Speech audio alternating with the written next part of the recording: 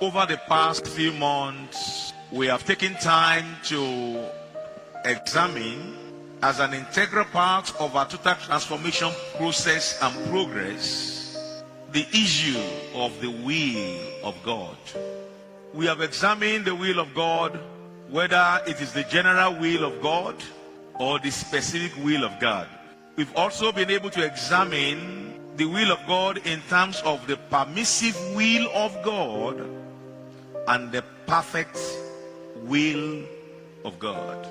It is clear to all of us that to be transformed genuinely, while we must not be conformed to this world, our lives must conform not just to the will of God, but the perfect will of God.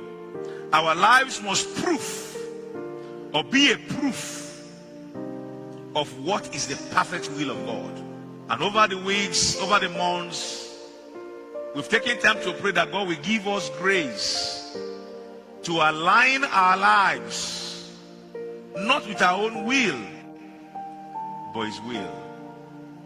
And I pray again that may your life be a proof of perfect will of God. Today I will be closing this series on the will of God, though I have one message more which I will reserve for sometimes next year. I don't know when God will ask me to preach it.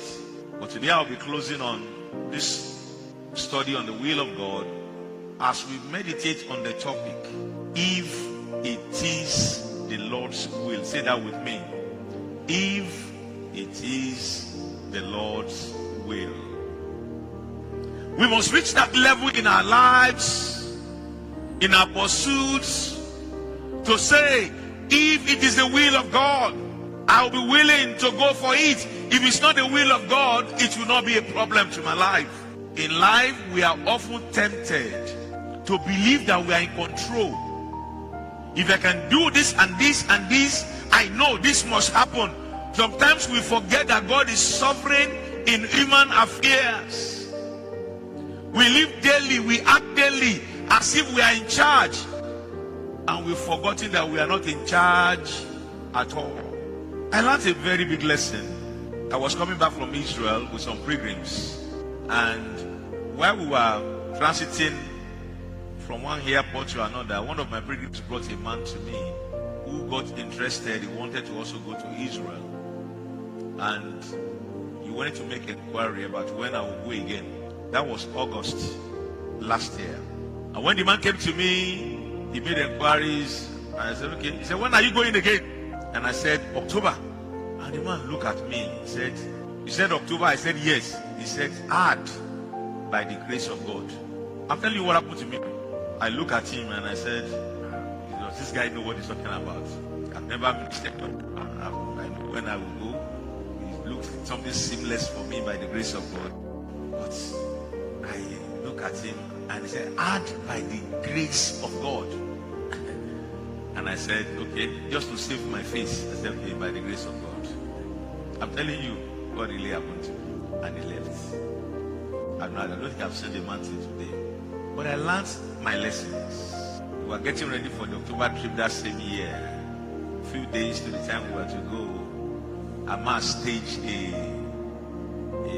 a surprise attack on Israel.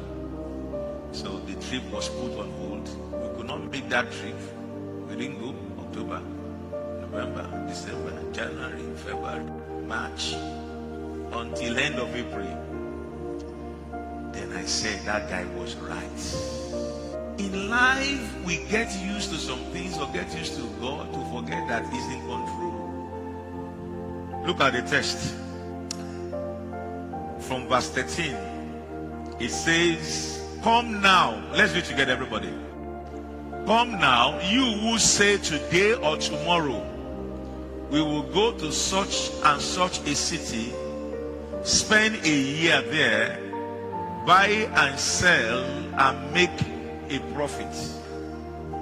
Verse 14. Whereas you do not know what will happen tomorrow. For what is your life? It is even what? A vapor that appears for a little time and then vanishes away. Instead, you ought to say, if the Lord wills, we shall live and do this or that. Please, this is not just about, okay, maybe those who are doing are not spiritual. Even those of us who are spiritual, we need to be careful not to fall into this error. To avoid our boastful arrogance, we must be able to say if it is what?